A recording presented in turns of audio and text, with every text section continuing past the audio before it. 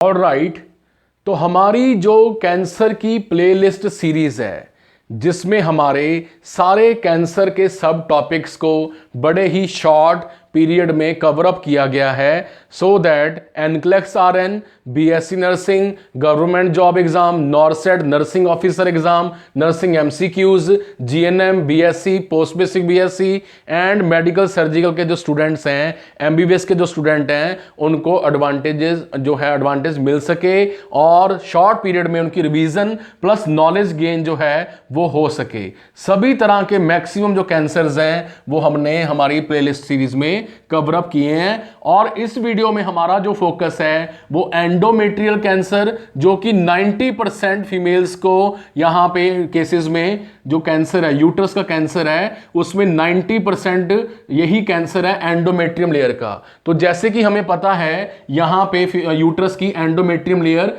सबसे अंदर वाली लेयर है, फिर मायोमेट्रियम है, फिर पेरीमेट्रियम है। तो एंडोमेट्रियम लेयर यहां पे कैंसर सेल्स जो है शो करती है क्योंकि इसके अंदर प्रेजेंट हैं हमारे epithelial cells plus glandular cells, जो ग्लैंड्स हैं सेक्रीशंस बनाते हैं। और यहां पे आपको यह भी पता है या पता होना चाहिए कि यही वो लेयर है जो मेंस्ट्रुअल पीरियड्स के दौरान यहां पे शेड ऑफ जो है वो होती है। तो बात करें हम इसके रिस्क फैक्टर्स के बारे में, तो सबसे पहले जो फीमेल्स नल्ली पैरा हैं, यानी कभी भी मदर्स नहीं बनी, नेवर प्रेगनेंसी, कभी प्रेगनेंसी नहीं हुई, वो बहुत रिस्क पे हैं। देन ईस्ट्रोजन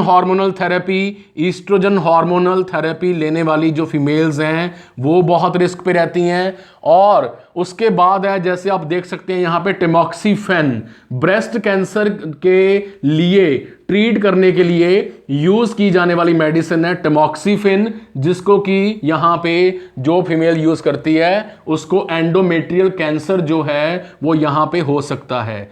बात करें नेक्स्ट रिस्क फैक्टर की, तो यहां पे है आपका मेटाबॉलिक सिंड्रोम, जिसमें हाई बीपी होगा, हाई शुगर होगा, इंक्रीज्ड ट्राइग्लिसराइड लेवल होंगे। तो यहां पे ये रिस्क जो फीमेल्स हैं, हेल्दी फीमेल्स हैं, ओबेसिटी फीमेल्स हैं, ओबीज फीमेल्स हैं, पॉलीसिस्टिक ओवेरियन डिजीज पीसीओडी, ये भी फीमेल्स जो हैं यूट्राइन कैंसर के रिस्क पे रहती हैं। यूट्राइन सार्कोमा, यहां पे यूट्रस के जो मसल्स हैं, ये कैंसर थोड़ा रेयर टाइप का है बट यूट्रस मसल्स भी इन्वॉल्व कर लेता है। और लाइफ में लेट मेनोपॉज शुरू होना, ये भी फीमेल को जो है एंडोमेट्रियल कैंसर के रिस्क पे ले आता है। ठीक है जी। तो बात करें टाइप्स के बारे में, फर्स्ट टाइप है हमारी एंडोमेट्रियम, यानी एक्सक्लूसिव एंडोमेट्रियम लेयर को ही टारगेट करती है और यहीं तक सीमित रहती है। मुलेरियन ट्यूमर जो है ये हमारे फीमेल में यहां पे ग्लैंड्स को भी साथ में इन्वॉल्व कर लेता है, हमारे ग्लैंड्स को भी फीमेल में यूट्रस के इन्वॉल्व कर लेता है। और लियोमायोसार्कोमा में ये काम जो है और भी खराब होता हुआ मसल्स को भी इन्वॉल्व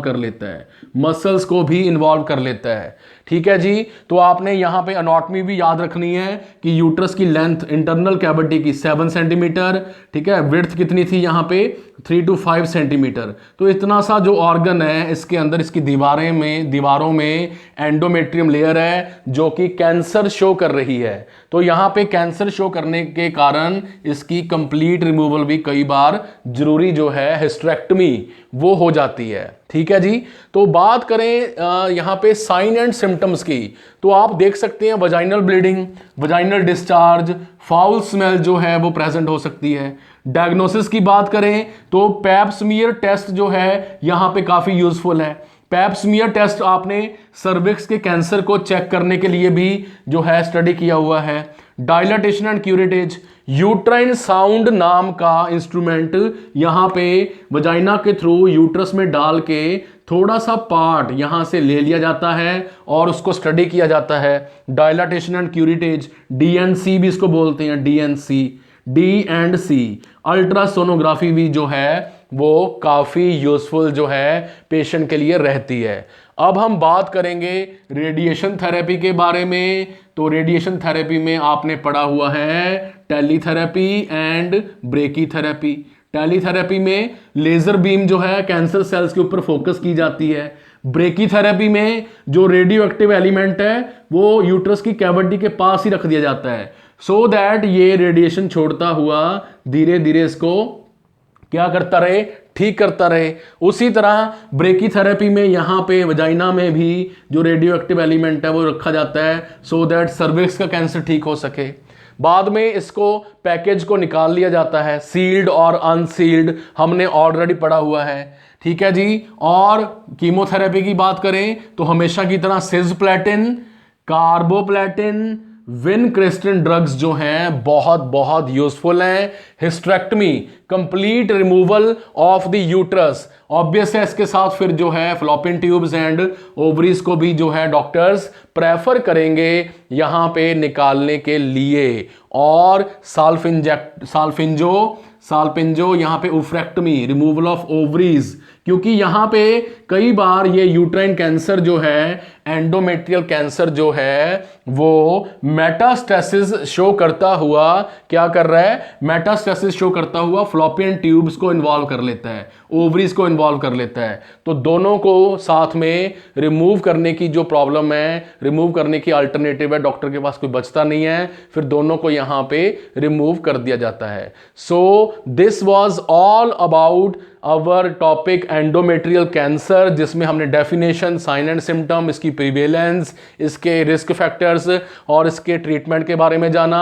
आई होप ये शॉर्ट वीडियो एनक्लेक्स आरएन के स्टूडेंट्स के लिए बहुत यूजफुल होने वाली है, क्योंकि हमारा जो मेन टारगेट है वो एनक्लेक्स आरएन के स्टूडेंट्स को इंग्लिश और हिंदी में जो है वीडियोस अवेलेबल करवाना है। साथ में BSc nursing student, GNM nursing students, post basic students, medical surgical student के एमएससी स्टूडेंट्स जो हैं वो इससे ग्रेट बेनिफिट लेने वाले हैं। तो डिस्कशन यहीं पे समाप्त हुई। Thank you for watching this video and keep subscribing, keep sharing.